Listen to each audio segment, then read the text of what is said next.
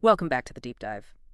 We're here again, ready to plunge into some fascinating source material and pull out those insights that can really shift how you see things. Absolutely. And today we've got something pretty astonishing, something that might just make you rethink what's possible, how much influence you actually have. Hmm. Just imagine for a second. What if you could consciously shape your reality? Not just like vaguely wishing for things, but actually achieving real, tangible stuff you desire. Sounds a bit like fantasy, right? It does initially, but then you hear the stories. Exactly. Like the story that hooked me for this deep dive. Yeah. It's about Helen Hadsell.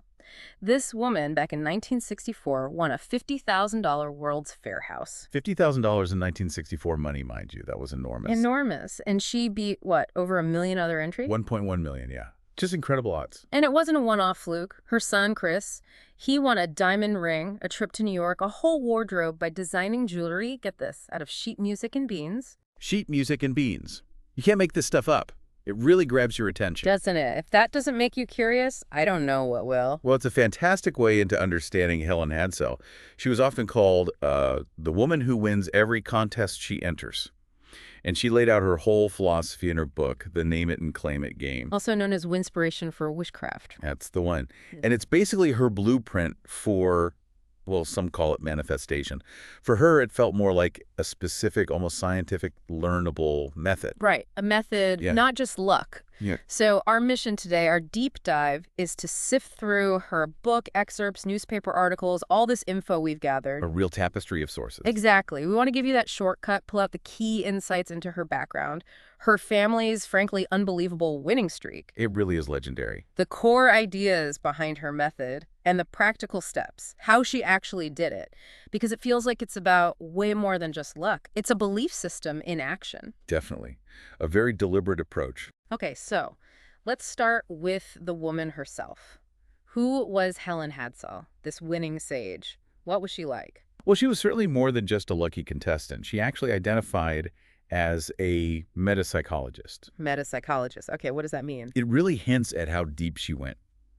She was studying the mind, its potential, the stuff that's often unseen. For her, it wasn't just a hobby, it was like a serious pursuit, applying almost scientific rigor to consciousness and thought. So that title, The Woman Who Wins Every Contest, wasn't just hype. She earned it over decades. Oh, absolutely. Decades of consistent, almost baffling success. But crucially, she wasn't just winning prizes for herself. She was actively teaching others how they could get similar results. That's key, isn't it? She didn't keep it secret. She wrote the Name It and Claim It game, literally sharing her playbook. Exactly. And she was even working on a second book, collecting stories from people who'd used her methods and succeeded. So she truly believed it was a repeatable system, not just her own personal magic touch. A verifiable system. Is that a fair way to put it? I think so, yes. And her dedication to spreading this knowledge was, well, pretty profound. She taught workshops all over the U.S. and Canada. She even ran her own center in Irving, Texas, the Delta Science Center. A whole center dedicated to this. Yeah, a hub for teaching these principles. And she taught in colleges, too. And importantly, at Silva mind control schools. We'll definitely need to circle back to Silva later. It's a big piece of the puzzle. Okay, Silva mind control. Got it.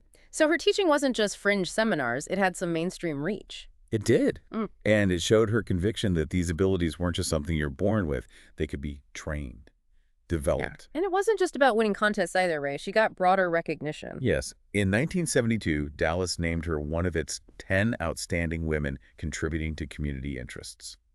So her influence was felt beyond just the contest world. It was about the philosophy she lived by. So what was the foundation? Where did this all come from for her? It wasn't just positive thinking, was it? No, it was rooted much deeper, almost academic in a way. Really? She went to Europe specifically to study hypnosis, getting into suggestion, the subconscious mind. Hypnosis, interesting. And she wasn't afraid to put her ideas out there in formal settings. She actually presented papers on ESP, extrasensory perception, and on energy fields. Really? At some pretty serious international conferences. The 1973 Psychotronic Congress in Russia, for one, and an International Parapsychology Congress in Europe. This wasn't just someone with quirky ideas. She was engaging with scientific and parapsychological communities. Wow, okay. That adds a whole different layer. So she saw it as a kind of, well, meta-science, underlying principles at work. Exactly. And it all seemed to stem from her core belief, the phrase she used again and again, The mind can conceive and believe. It can achieve. Conceive, believe, achieve. Simple but powerful, directly linking thought to reality. It's the absolute bedrock, yes. She had this natural curiosity, this real love of learning, and she just channeled it into understanding the mind's power, the power we often don't tap into. She wasn't satisfied with just good luck. Not at all. She wanted to understand why. Hmm. And this led her to counsel people, to teach them how to actively create our own destinies. That was her phrase. Through constructive thinking and actions. Create our own destinies. It's incredibly empowering, isn't it? Suggests we're not just leaves in the wind, but we're actually, like, building our future with our thoughts. That's precisely the message. We're the architects. Which is a great lead-in to the family's winning streak. Right. Because that's the proof, right? Right. If it was just her, you might say, okay, maybe she's unique. But the whole family, that suggests it's teachable. It became like a family tradition. It absolutely did. Winning became a habit, as she put it. Not just Helen, but her husband, Pat, the kids. They were all in on it, and they were all winning. Consistently. It really does back up the idea that her method was replicable, even for kids. Absolutely. And the range of wins is just... Well, Let's look at the early ones. okay, yeah. Lay them out for us. Well, her husband, Pat, kind of kicked things off in '63. He won a trip to Venice, Italy, in a clothing contest. Venice. Not bad for a start. Not bad at all. Then their daughter, Pamela, she was only 12, won a blue bicycle just by naming a pony in a contest. They submitted 7 names for that one, so you see the effort starting early. 7 entries. Already strategic. And then Chris, the son, even younger, only 8. He won another bicycle. Candy contest this time, finished a 15-word slogan. 2 bikes. What was significant about his win? This one was key for their method. It was the first time they consciously keyed their entries. Keyed, you mean like... Like using slightly different name variations on each entry slip. Chris Hadsell, Chris V. Hadsell, CV Hadsell. That way, when one won, they knew exactly which entry it was. Ah, okay. So they could track what worked, like personal analytics for winning contests? Pretty much. It was their early testing ground. But then came the big one, the one that really put them on the map. The house. The $50,000 World's Fair house from Formica in 1964. That was the game changer, beating 1.1 million other people. It just defies pure chance, doesn't it? It really does. That's astronomical. And it wasn't just the value of the prize, it was the scale. It was undeniable proof for her and for everyone else that her principles worked on a massive scale. It gave her huge credibility. And from there, the wins just kept coming. Oh, yeah. It became their mantra almost. Helen herself said they won bats, balls, radios, dolls, games, electrical appliances, and cash prizes. In other words, you name it and we claimed it. You name it and we claimed it. Sounds like they were running their own personal wish fulfillment service. It really does. But here's a fascinating twist, something that shows the internal work involved. Helen had a major fear of flying. Really? So all those trips she won later? Exactly. For a long time, that fear stopped her from even entering contests with travel prizes. But she didn't just avoid it. She applied her own method, powerful positive thinking, to systematically convince herself that flying was safe. And more than safe, that she'd actually enjoy it. So she used her technique on herself to overcome a deep fear. That's not just about winning stuff, that's personal transformation. It is. It's a powerful demonstration. Yeah. And what happened? Did it work? Spectacularly. She overcame the fear, won a dude ranch trip they flew, of course, and then she won 3 trips to Europe, a Florida vacation, a trip to the New York World's Fair. Wow. 3 trips to Europe after being afraid to fly. That's quite the payoff for changing your mindset. It really underscores her point. Yeah. Internal shifts lead to external results. And there's another great story, the double stove revelation. Double stove. What happened there? Okay, so Helen really wanted this specific stove, entered a contest for it. Weeks went by, she heard nothing, figured she didn't win. Pretty normal reaction. Sure. Then she wins $1,000 in a completely different contest. Great. She takes the money, goes out, and buys a new stove. The one she wanted, or similar. Okay, makes sense. Problem solved, you'd think. But days after she bought the stove, she gets a notification from General Electric.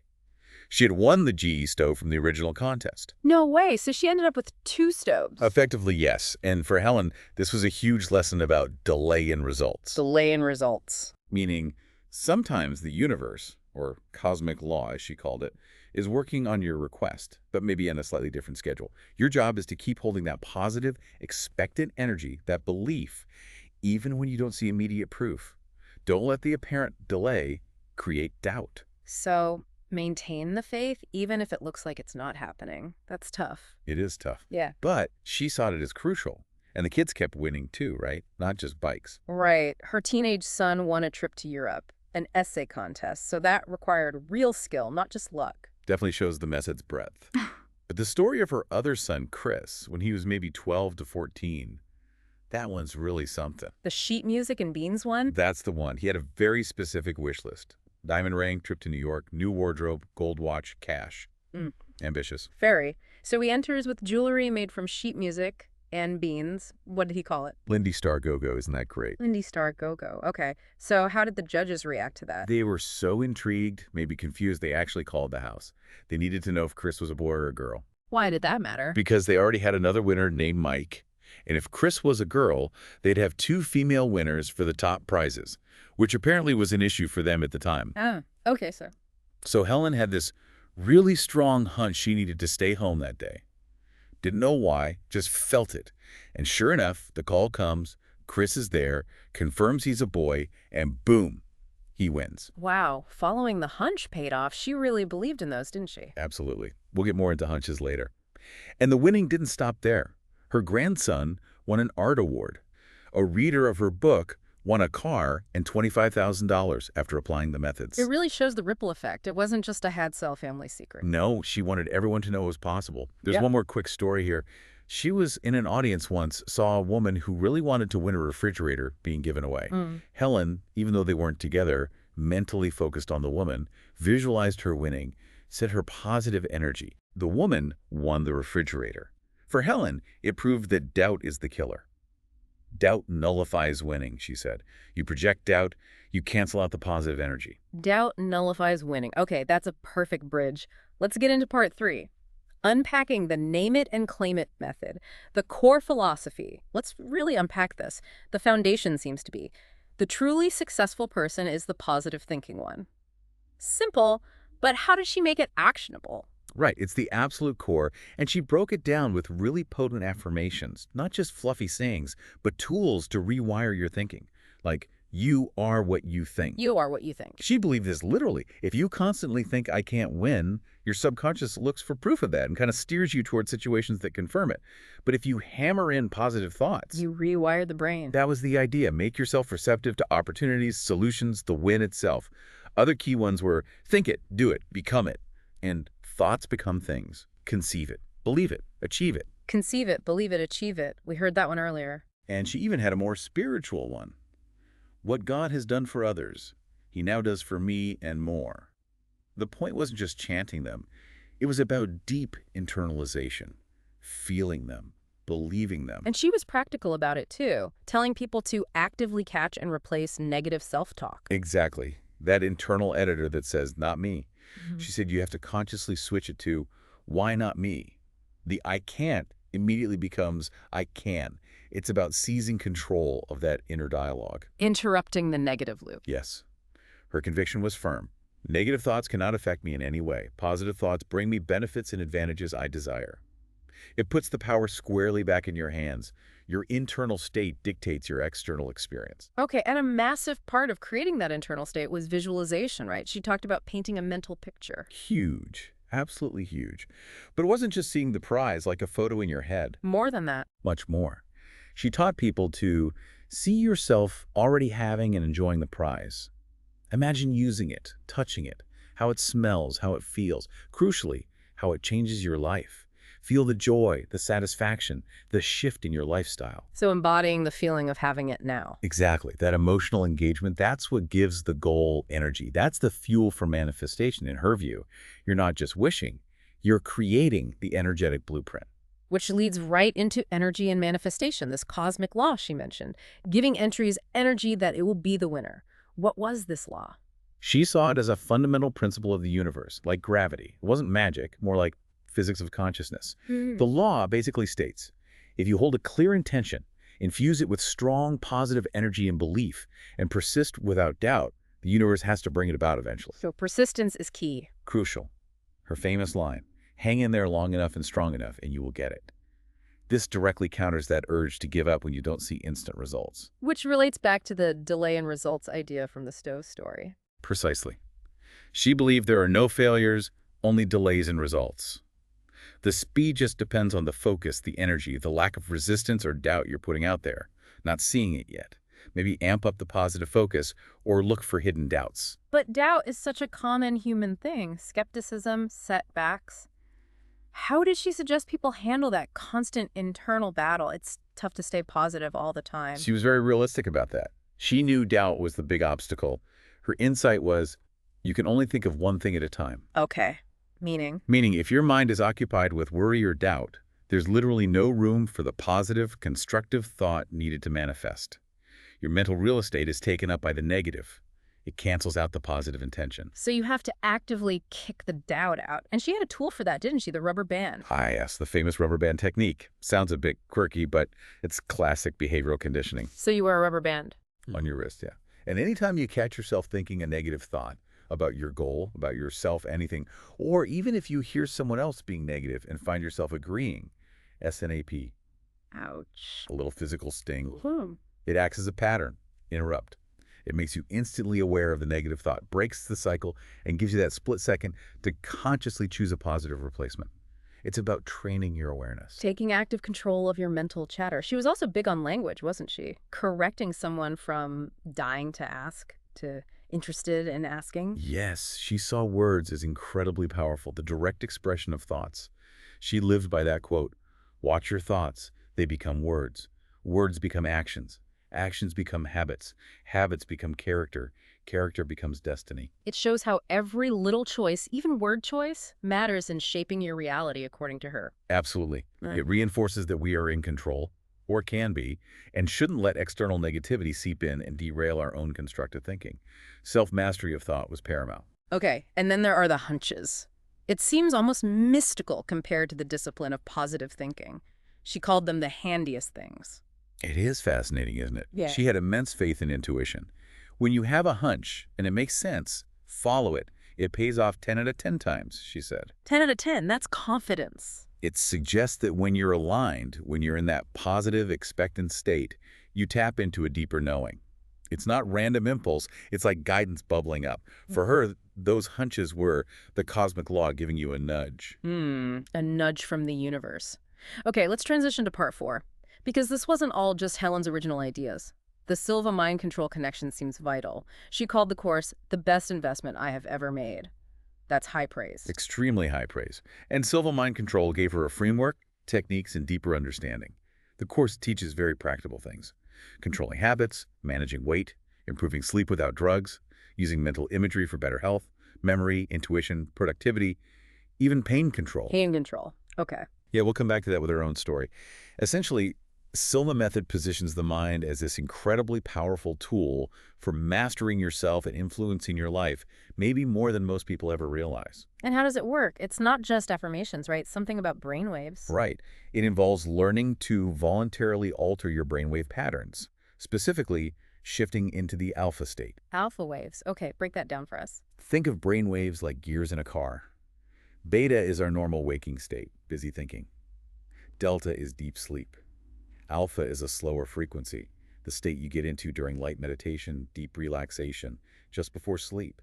In alpha, your conscious mind quiets down, the critical filter relaxes, and your subconscious becomes highly receptive to suggestion, to positive programming. So it's like finding the perfect state to plant those positive seeds. Exactly, bypassing the skeptical conscious mind. That's why people describe Silva as meditation, positive thinking, and ESP all at the same time. It creates this fertile ground for change and insight. And it wasn't just Helen. Other famous people used it.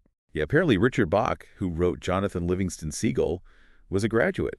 Even Vidal Sassoon, the hairstylist. So it had a broad appeal. Interesting. And Helen had a very dramatic personal experience using these techniques, didn't she? The car accident. Yes, a truly harrowing story. A head-on collision. Her nose was flattened, severe internal facial damage. She couldn't breathe properly because the bleeding was so bad. Terrifying. Incredibly. But right there, in that critical moment, she consciously applied her Silva training. She focused her mind intensely to stop the bleeding and control the pain. Stop the bleeding with her mind. That's what she reported. Direct mental command over a physiological process. It wasn't just thinking happy thoughts. It was a focused intervention. And it really makes you wonder, doesn't it? How much control do we potentially have over our bodies through focused thought? Maybe far more than we assume. It definitely pushes the boundaries of what seems possible. And Silva also taught ESP, effective sensory projection.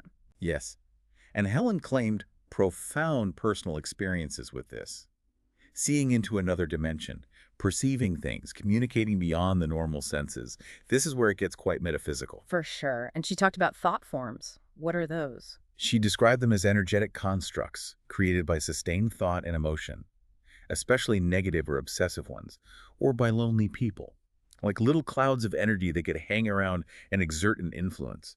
She even went to England, to what she called its spiritual frontier, to try and validate these ideas. Wow. Okay, that's definitely out there for some listeners. Which leads to the big question. Was Helen just uniquely gifted, or can anyone develop these abilities, this level of mental control? Helen was absolutely firm on this. She believed, I feel we all have this capability, period. We all have it, so why isn't everyone winning houses and seeing dimensions? Her answer was distraction. We're so busy, chasing money, watching TV, caught up in the material world. We don't take the time for self-awareness, for introspection, Yeah. for knowing ourselves deeply. She felt the potential is dormant in almost everyone, just waiting to be accessed through training and focus. It wasn't a rare gift. It was untapped human potential. Untapped potential. Okay, let's bring it back down to earth a bit with part 5. The practical maneuvers. Because she wasn't just about mindset. She had concrete, almost surprisingly meticulous contest strategies. Oh, yeah. She was incredibly practical when it came to the actual entering process. Let's start with keying entries. Right, we touched on that, using different name variations. Exactly. Chris Hadsell, Chris V. Hadsell, CV Hadsell, maybe even Mrs. Pat Hadsell for Helen. It was like A-B testing. When a prize came, the name told them which specific entry slip or variation was the winner. It let them learn and refine constantly. Smart, very methodical. What about timing? She didn't just dump all her entries in the mail at once. No, definitely not. She would deliberately space them out. Mail a few today, a few more in a couple of days, maybe another batch next week, all before the deadline. Why? What was the logic there? It was all about understanding the judging process. Huge contests get mountains of mail. That mail gets sorted into big mail sacks. If you send all yours together, they probably land in the same sack. Ah, I see. By spacing them out, she increased the odds that her entries would be distributed across multiple mail sacks. So when they did the draw, maybe pick a random sack number, then pull an entry from that sack, she had tickets in more lotteries, essentially, maximizing exposure. That shows a deep understanding of the actual mechanics. She knew how they picked winners, the whole blindfolded executive pulling slips routine. She researched it thoroughly, Ah. which leads to maybe her most emphasized practical point. Follow the rules exactly. No wiggle room there. None. She called judging firms sticklers. The tiniest mistake could get you disqualified. She saw it happen. Like what kind of mistakes? Really specific things. Using paper that was 3¼ inches wide instead of the required 3 inches. Using a rubber stamp for your name when it said print. Writing in cursive if it said print. Mailing it at the day late. Forgetting to name the store where you got the entry blank if that was required. Wow, they're really that strict. According to Helen, absolutely. Her advice was emphatic. You can always feel safe when you follow the rules exactly. It sounds basic, but apparently many people didn't. So precision matters. What about the forms themselves? Did she find anything surprising about what worked best? Yes, something quite counterintuitive. She found that the majority of winners actually used a plain 3x5-inch piece of paper, like an index card, instead of the official printed entry blank. Really? Why would that be? She didn't explicitly say why, but you could speculate. Maybe the playing card stood out. Maybe it looked neater, more professional than a torn-out form.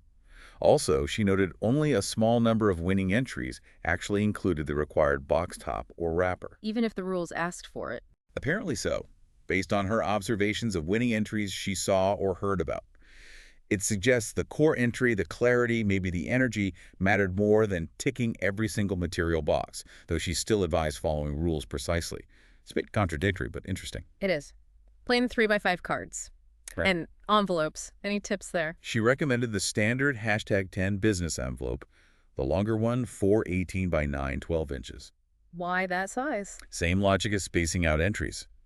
She felt it increased the chance of getting into more than one mailbag compared to smaller personal envelopes. Again, maximizing probability. It all comes back to understanding the physical process. And being resourceful. She even suggested getting cheap envelopes from overstocked bins or getting paper scraps, roll ends, from newspaper printers. Very practical.